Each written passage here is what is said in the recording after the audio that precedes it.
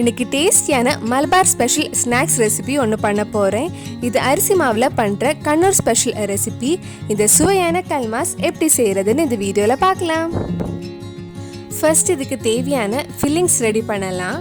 ஒரு பேனில் கொஞ்சம் எண்ணெய் ஊற்றி சின்னதாக கட் பண்ண 2 வெங்காயம் வதக்க போகிறேன். இதுக்கு முன்னாடி நம்ம சேனலில் நிறைய மலபார் ஸ்பெஷல் ஸ்நாக்ஸ் ரெசிபிஸ் பண்ணியிருக்கோம். கிளிக்கூடு, எலாஞ்சி, உன்னக்காயா.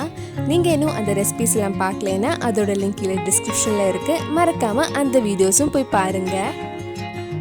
வெங்காயம் கொஞ்சம் வதங்கினதும் இதில் 1 டேபிள் ஸ்பூன் பூண்டு, 2 பச்சை மிளகாய், 1 டேபிள் ஸ்பூன் இஞ்சி போடலாம்.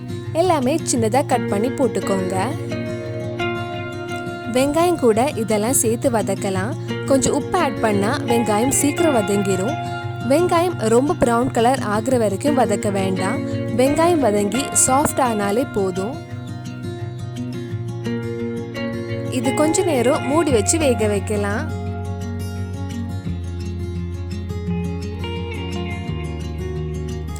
வெங்காயம் இப்போ நல்லா சாஃப்ட் ஆயிடுச்சு. இப்போ இதில் மற்ற மசாலாலாம் ஆட் பண்ணலாம்.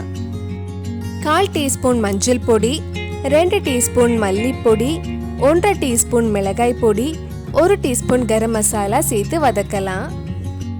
மல்லிப்பொடி, மிளகாய் பொடி பச்சை வாசனை போகிற வரைக்கும் கொஞ்சம் நேரம் வதக்கலாம். மிளகாய் பொடி உங்கள் காரத்துக்கு ஏற்ப போட்டுக்கோங்க. உங்களுக்கு வேணும்னா இந்த ஃபில்லிங்ஸ் கூட மஷ்ரூம், காலிஃப்ளவர், ப்ரோக்கோலி அந்த மாதிரி ஏதாவது ஆட் பண்ணிக்கலாம். கடைசியாக கொஞ்சம் மல்லியெல்லாம் ஆட் பண்ணி மிக்ஸ் பண்ணதுக்கப்புறம் நம்ம ஆஃப் பண்ணிடலாம். நம்ம ஃபில்லிங்ஸ் ரெடி ஆயிடுச்சு. அடுத்தது நம்ம மாவு ரெடி பண்ணலாம்.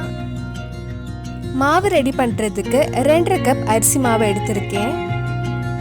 ஒரு மிக்ஸி ஜாரில் 1/2 கப் துருவன தேங்காயும் 6 சின்ன வெங்காயம் சேர்த்து கொஞ்சம் அரைக்கலாம். இந்த மாதிரி அரைச்சதுக்கப்புறம் இது நம்ம மாவு கூட சேர்த்து மிக்ஸ் பண்ணலாம்.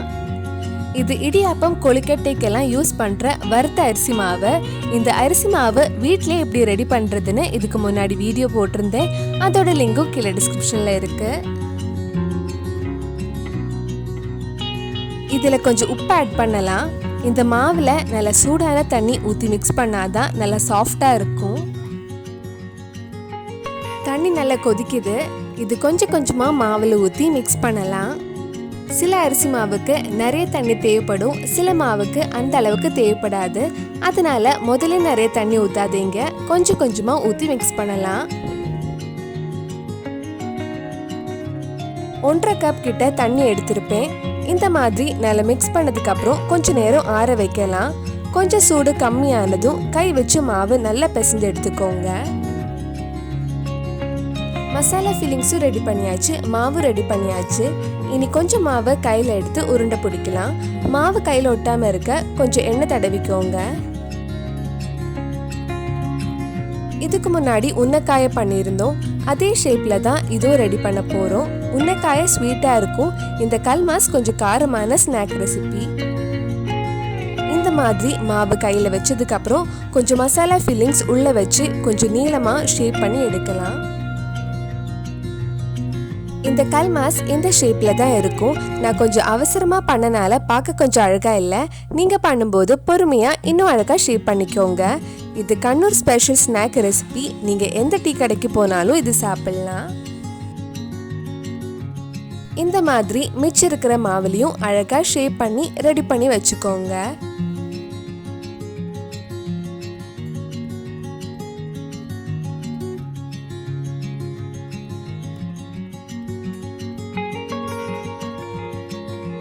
இந்த ஷேப்பில் எல்லாமே ரெடி பண்ணி வச்சுட்டேன். இனி நம்ம இது வேக வைக்கலாம்.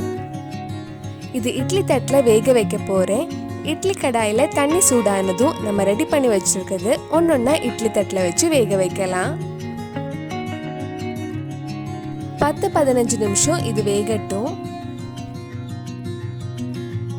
கல்மாஸ் அழகாக வெந்துடுச்சு. இது இப்படியே கூட சாப்பிடலாம். ஆனால் கடையில் கிடைக்கிற கல்மாஸ் இது இன்னொரு வாட்டி மிளகாய், மஞ்சள் பொடி தடவி லைட்டாக ஃப்ரை பண்ணி எடுப்பாங்க. அதுக்கு ஒரு பவுலில் 1/4 டீஸ்பூன் மஞ்சள் பொடி, 1/2 டீஸ்பூன் மிளகாய் பொடி, கொஞ்சமாக உப்பு, தண்ணியும் சேர்த்து மிக்ஸ் பண்ணலாம். ரொம்ப காரம் வேண்டான்னா மிளகாய் பொடிக்கு பதிலாக கலருக்காக கொஞ்சம் காஷ்மீரி சில்லி பவுடர் யூஸ் பண்ணிக்கலாம். இந்த மாதிரி மிக்ஸ் பண்ணதுக்கு அப்புறம் நம்ம வேக வச்சது இதுல நல்லா கோட் பண்ணி எடுக்கலாம். கொஞ்சம் சூடா இருக்கும்போது இந்த மாதிரி கோட் பண்ணி எடுத்துக்கோங்க, இல்லைன்னா கொஞ்சம் கெட்டி ஆயிடும். நல்லா மிக்ஸ் பண்ணதுக்கு அப்புறம் இது லைட்டா ஃப்ரை பண்ணி எடுக்கலாம். ஃப்ரை பண்றதுக்கு ஒரு பேன்ல கொஞ்சம் எண்ணெய் ஊற்றிருக்கேன்.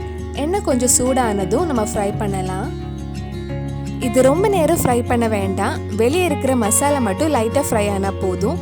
ரொம்ப நேரம் ஃப்ரை பண்ணால் சாஃப்டாக இருக்காது, கெட்டி ஆகிடும். இந்த மாதிரி எல்லாம் ஃப்ரை பண்ணி எடுத்துக்கோங்க. நான் வெளியே ரொம்ப காரம் சேர்க்கலை, மிளகாய் பொடி கம்மியாக தான் போட்டிருக்கேன். உங்களுக்கு இன்னும் கொஞ்சம் கலராக வேணும்னா கொஞ்சம் மிளகாய் பொடி போட்டுக்கலாம், இல்லைன்னா காஷ்மீர் பவுடர் கூட ஆட் பண்ணிக்கலாம். கண்ணூர் ஸ்பெஷல் கல்மாஸ் ரெடி ஆயிடுச்சு. கண்டிப்பா நீங்களும் இந்த மலபார் ஸ்பெஷல் ஸ்நாக்ஸ் ரெசிபியை உங்க வீட்லயும் செஞ்சு பாருங்க. பிடிச்சிருந்தா இந்த வீடியோவை லைக் பண்ணுங்க, உங்க ஃப்ரெண்ட்ஸ் அண்ட் ஃபேமிலிக்கு ஷேர் பண்ணுங்க. வேற என்னெல்லாம் மலபார் ஸ்பெஷல் ஸ்நாக்ஸ் ரெசிபி நம்ம சேனல்ல ட்ரை பண்ணலாம்னு கீழே கமெண்ட் பாக்ஸ்ல சொல்லுங்க. நீங்க இன்னும் என்னோட சேனலை சப்ஸ்கிரைப் பண்ணலைன்னா மறக்காம சேனலையும் சப்ஸ்கிரைப் பண்ணிடுங்க.